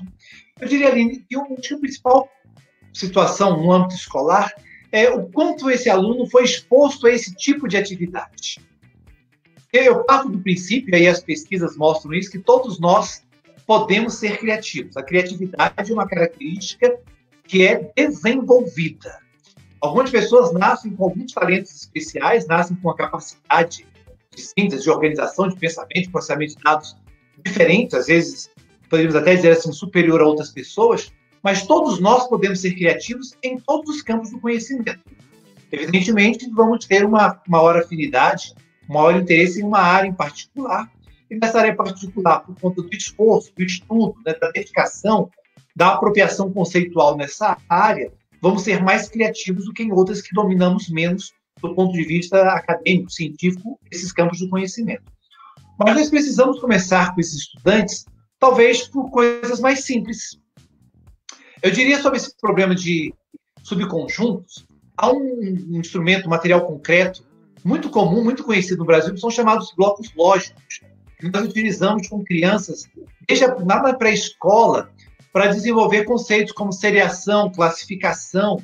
E aí pedir para os estudantes, olha, separa apenas os blocos por forma. Separe apenas os blocos por cor. Separe os blocos por tamanho. Separe os blocos por espessura. Quando a gente trabalha com estudantes, desde a educação infantil, esse tipo de julgamento, né, com material concreto, ele vai percebendo que nós podemos trabalhar com critérios diferentes para organizar as informações. No caso desse estudante que não conseguiu observar esses conjuntos numéricos, nós temos que observar se de fato é uma falta de experiência prévia com esse tipo de problema, ou se é porque tem um problema que é conceitual, ele não consegue observar o que 2, 4, 8, sei lá, 12 tem em comum. O que tem de relação entre esses números? O que o 3, o 5, 10, o 15, o que formam trazem a esses números uma característica comum? E aí temos que trabalhar com eles essas situações. Poderíamos trabalhar com uma tabela multiplicativa, por exemplo. É uma ideia de uma tabela, né, de multiplicativa para trabalhar a questão da tabuada da multiplicação. Precisaríamos usar isso como tabuada e trabalhar com eles as relações que ali encontramos. Isso pode favorecer com que eles estabeleçam melhores conexões quando eu dou um subconjunto de números, um conjunto de números, eles estabelecerem subconjuntos. Talvez o problema seja conceitual. E aí precisamos trabalhar com eles antes. O que são pares, o que são ímpares, o que são divisores, o que são múltiplos, o que são primos, para que depois eles possam trabalhar com aqueles números e identificar alguns desses subconjuntos. Bom, a pergunta da Salgado está inclusivamente relacionada com o trabalho de pesquisa dela. Se as propostas podem constituir como um cenário para a investigação. Sim, com certeza. No nosso modelo de oficina, nós sempre temos um problema central, que é o nosso problema investigativo. Nós começamos com o aquecimento, com a aproximação para a tarefa, mas ele tem um problema central, que é um problema aberto. Os problemas fechados são ricos, são importantes, mas o que a gente diferencia de problema aberto e problema fechado é que a maior parte dos problemas dos livros didáticos são fechados. Eles só admitem um caminho, às vezes 2 caminhos de solução. Nós queremos problemas que permitam muitos caminhos de solução, porque são estes que favorecem o desenvolvimento de fluência, flexibilidade e originalidade de pensamento. Mas se configuram, sim, como cenários de investigação. E aí o estudante vai trabalhar. Hoje, eu diria que um dos nossos desafios na literatura de criatividade, Salgado, é conectar essa literatura de criatividade com outras literaturas. Então, com cenários de investigação. Recentemente, eu estive conversando com alguns colegas lá do Instituto de Educação da Universidade de Lisboa, né? Tem uma linha de pesquisa deles lá que é a questão de raciocínio. Eu digo que aqui a gente trabalha com pensamento crítico. São literaturas que estão muito próximas do ponto de vista de elementos conceituais, mas que, por vezes, estão separadas. No campo da didática, da matemática, nós temos feito alguns esforços, né, de trabalhar a ideia de sequências didáticas com o modelo das oficinas, como eles se afinam, mas, sem dúvida nenhuma, existem, sim, proximidades teóricas com vários campos. E como no Brasil ainda somos poucos pesquisando criatividade e matemática, nessa perspectiva teórica que eu apresentei, ainda não conseguimos estabelecer, por meio de pesquisas ou ainda ensaios teóricos, todas essas conexões. A pergunta do Leonardo tem a ver com a escala, a existência ou não da escala e se é necessário ou não usar uma escala. Leonardo, nós temos trabalhado com testes de criatividade, nós temos desenvolvido testes e medimos criatividade. Só que quando fazemos a medida de criatividade, utilizamos todo um padrão de análise nesses problemas abertos, né? Aqui eu não trouxe um modelo de avaliação, mas se fôssemos voltar àquele probleminha, e aí eu vou voltar aqui na apresentação daquele do 17, só para favorecer um pouco a ilustração de como avaliar a criatividade. Isso pode facilitar para responder a sua pergunta, né? Quando eu tenho um problema como esse, tenho essas respostas aqui apresentadas, eu vou pedir para o estudante ele elaborar o máximo de possibilidades de respostas que ele conseguir. Nós, normalmente, nos nossos formulários de teste, apresentamos pelo menos 15 espaços para o estudante apresentar de resposta. Então, queremos que ele chegue pelo menos a 15 respostas. Alguns estudantes apresentam 1, outros 2, outros 3, outros 7, outros 12, outros conseguem 15. Outros conseguem 20 respostas. Usam o verso da folha e apresentam mais respostas. A partir desse total de respostas, nós temos um critério de pontuação de flexibilidade.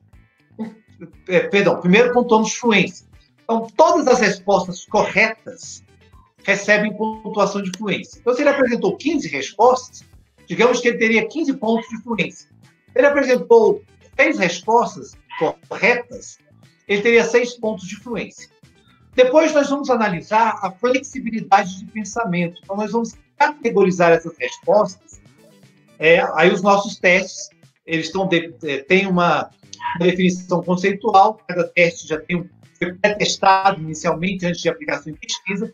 Nós já temos um conjunto de categorias inicialmente formuladas para avaliar a flexibilidade de pensamento. Então, se eu usasse esse exemplo que está projetado, então, assim, ele produziu, das 15 respostas, 13 respostas envolvem só números naturais e operações de adição e subtração. Então, do ponto de vista de flexibilidade de pensamento, ele poderá ter, talvez, poucos pontos, ao invés de ter 15 respostas, mas quase todas elas são só de números naturais, uma de decimal e uma outra envolvendo raiz. Então, de 15 respostas, ele teria 3 pontos só de flexibilidade. Por quê? Porque, apesar da quantidade de respostas, elas podem ser agrupadas em categorias bem específicas que revelam, então, maior concentração na forma de pensar no modelo do que em outro. Então, ele mostra uma baixa flexibilidade. E a originalidade ela é computada depois que nós reunimos todas as respostas que todos os estudantes produziram, para verificar naquele grupo qual foi a resposta mais diferente, correta, porém original, as respostas. Para julgar se uma resposta original, nós vamos dizer que ela não pode ter aparecido em mais de 3% das produções. Porque se muita gente produziu aquela resposta, ela não é original, ela é comum naquele contexto. E aí tem um critério de correção, né, de julgamento, tem um algoritmozinho que produz a resposta final. Mas eu quero chamar a atenção de um aspecto que para a gente é muito importante. Nós não aplicamos teste para dar devolutiva de resultados individuais. Todos os nossos testes das pesquisas, eles estão relacionados a verificar a produção do coletivo para planejar a intervenção, as nossas oficinas, no coletivo. E aí fazemos um pré-teste e um pós-teste para verificar a efetividade dessa intervenção. E a intervenção tem uma natureza bem qualitativa, né?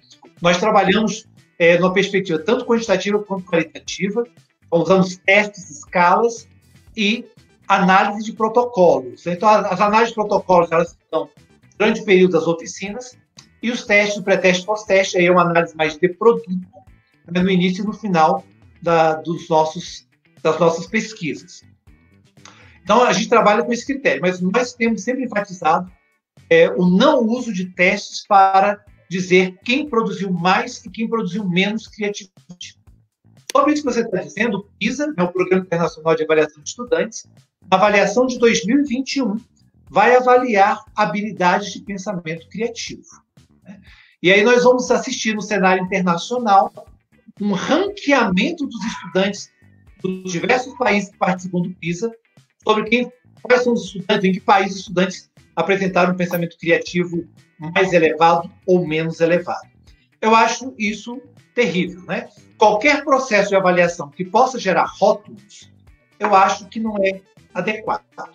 Eu acho que sempre o resultado ele deve servir para intervenções no âmbito das políticas públicas, intervenções pedagógicas no cotidiano da sala de aula, para programas de formação de professores, mas evitando sempre essa dimensão do indivíduo, porque o criativo, nas nossas pesquisas, e aí tem muitos trabalhos interessantes do nosso grupo, a gente observa o quanto a dimensão do coletivo é importante.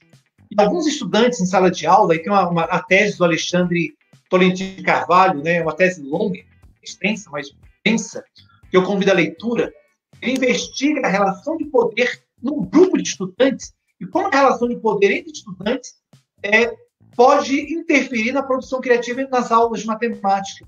E ele investiga isso porque tem aquele estudante que domina a fala, aquele que exerce algum tipo de argumento pejorativo sobre a produção do outro.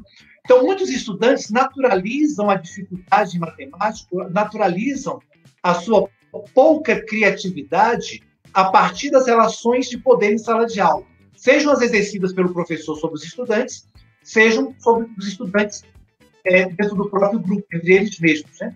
Então, por esse motivo, nós evitamos todo e qualquer trabalho que enfoque a comparação de estudantes, sempre o foco no coletivo para favorecer as intervenções pedagógicas. Okay, a Juliana comenta... A Juliana fez um comentário, né, sobre as técnicas. Hoje aqui nós não apresentamos muitas técnicas. No momento, talvez, interessados poderiam discutir só o uso de técnicas. Vamos trabalhar com técnicas de criatividade nas aulas de matemática. Técnicas de geração de ideias, de seleção de ideias, de julgamentos de ideias. Existem muitas técnicas interessantes para isso. Uma pergunta do Dailson. Portanto, como é que vocês, no grupo, trabalham ou definem teoricamente problema investigativo e se definem também tarefa investigativa? Porque há muitos autores que fazem essa distinção e que apresentam definições inclusivamente diferentes. O Dailson apresentou aqui 3 autores, mas há muitos outros que têm trabalham nessa área. E se diferenciam exploração de investigação?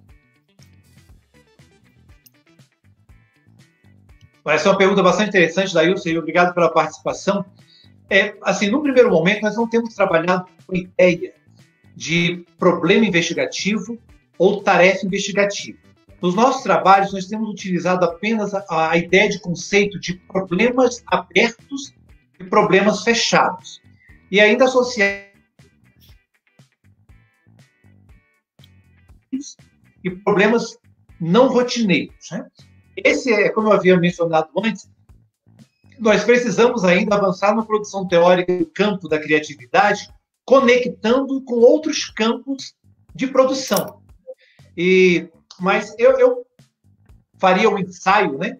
Dizer que, para a gente, os nossos problemas investigativos são todos esses que, a priori, não têm um caminho de solução evidente e que demandam do estudante um processo de elaboração de hipóteses, testagem de hipóteses, de argumentação sobre essas hipóteses, verificação se os resultados alcançados estão adequados ou não com essas hipóteses e, principalmente, se esse resultado ele é útil para o problema que está sendo colocado. A gente já acaba seguindo um pouco o modelo do Ponte, né, do livro dele que está inclusive publicado no Brasil, sobre atividades investigativas, mas sem utilizar a mesma terminologia. Temos ainda trabalhado muito mais apenas com a ideia de problemas abertos e problemas fechados, porque essa também é a terminologia mais recorrente na literatura de criatividade, né? Problemas abertos e problemas fechados. Mas precisamos avançar na produção teórica, fazendo quadros comparativos, né, do que a gente tem trabalhado e como a caracterização dos nossos problemas, como esses problemas também se caracterizam em outras abordagens teóricas.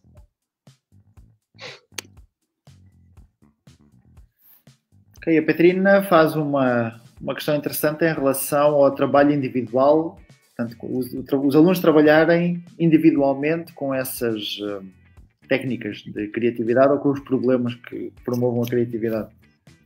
Se vocês têm experiência ou não nesse tipo de contexto.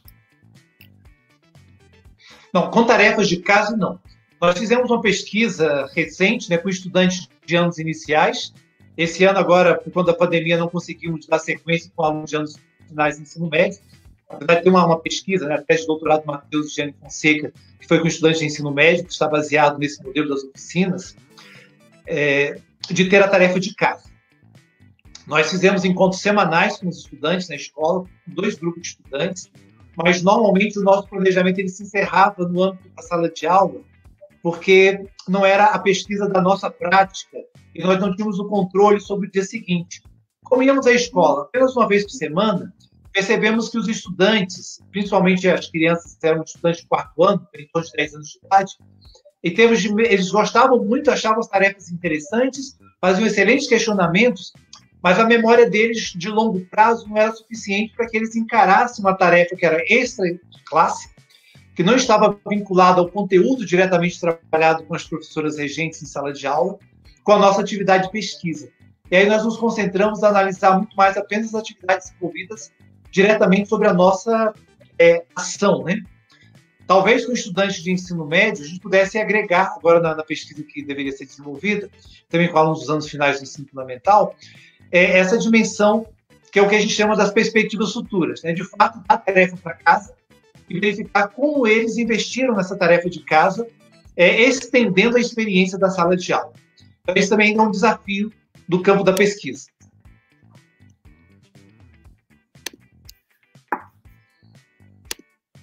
Ok. Não sei se mais alguém tem algum comentário aqui no chat. Não Não há mais perguntas.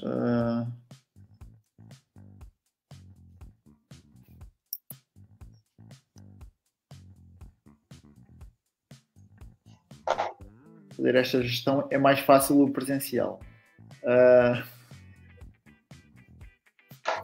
Eu estou tentando ficar ao vivo aqui inteiro, mas a minha habilidade com muitos vídeos não é das melhores. Eu estou tendo dificuldade de encerrar o compartilhamento de tela. É muita coisa para gerir ao mesmo tempo. Bom, não havendo mais questões, eu tenho uma questão que tem a ver até com o problema do 17. Um dos comentários que tu fizeste foi que o número não é relevante, ou seja, que eu posso fazer com o 17, o 27, o 47, o 729.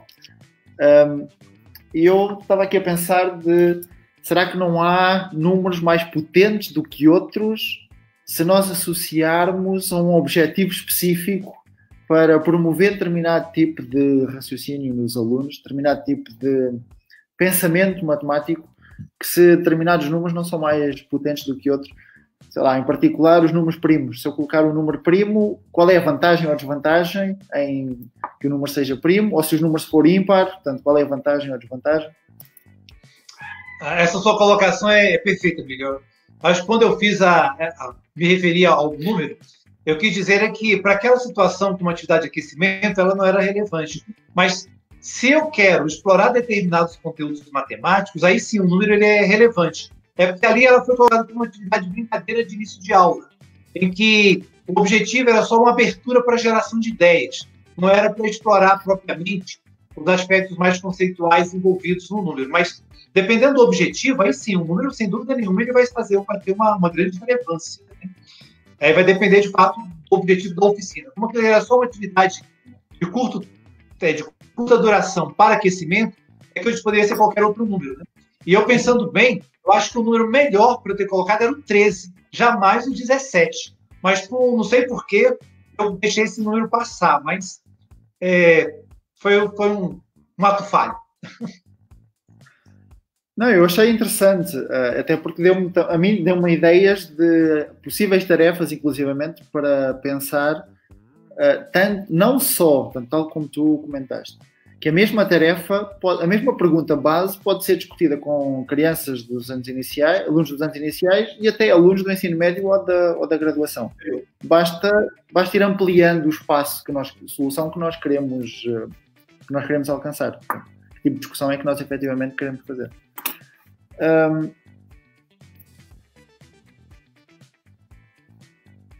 Bom, eu acho que podemos terminar por aqui. Tenho que agradecer ao Clayton a brilhante palestra que fez, a discussão que foi elaborada, a todos que participaram pela participação e pelas perguntas que promoveu a discussão, e esperemos que nos possamos encontrar virtualmente ou fisicamente o quanto antes, para juntos podermos continuar a trabalhar para a melhoria do ensino e da aprendizagem da matemática no Brasil, e não só no Brasil, portanto, num plano mais global. Portanto, obrigado, Clayton. Obrigado a todos. Eu agradeço pelo convite. Eu tenho uma grande satisfação falar dessa temática, né?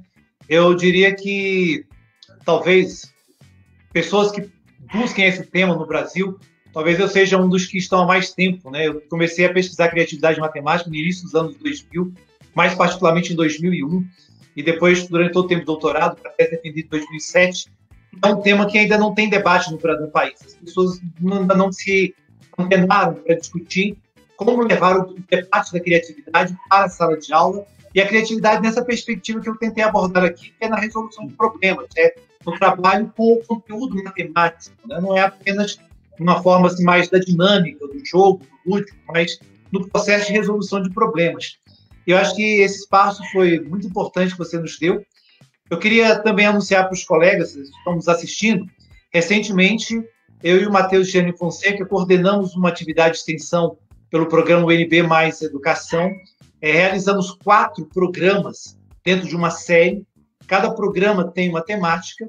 Esses programas estão finalizando a edição vão ficar disponíveis no YouTube, no canal do NB Mais Educação, mas os links para esses programas estarão lá na nossa biblioteca virtual de pesquisa sobre pensamento crítico e criativo.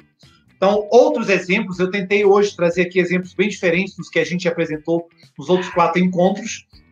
Alguns repetiram, mas maior parte deles diferentes, exatamente para que quem vier assistir depois, se não tivermos uma oportunidade de um diálogo pessoal, direto, uma palestra, seminário, possa ter esses vídeos como mais alguns elementos de debate, de aprofundamento, de discussão e de conhecimento sobre esse campo de pesquisa. Então, agradeço por essa oportunidade que você abriu aí para mim, e que não é para mim, mas para o meu grupo de pesquisa, né? Eu aqui apenas represento os meus colegas que têm trabalhado comigo já há muitos anos, tanto os mais antigos, os mais recentes, e que é uma satisfação o grupo estar aqui, né? Vim aqui, né? Minha camiseta do grupo, né? Tem que dar uma levantadinha assim para mostrar, né? Uniformizado do grupo de pesquisa, para dizer que é uma satisfação nossa ter participado desse momento aqui com você e com todos aqueles que te acompanham nesses processos de formação continuada. Obrigado. E fica o convite a todos que queiram trabalhar a questão da criatividade, que entrem em contacto com o Clayton, que, como se diz aqui pelo Brasil, o Clayton é o cara.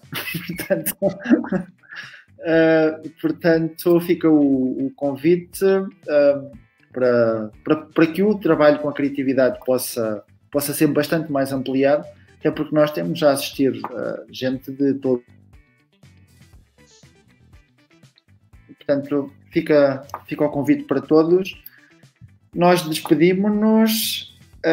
Próxima quinta-feira há mais uma palestra da Alessandra relacionada com a medida.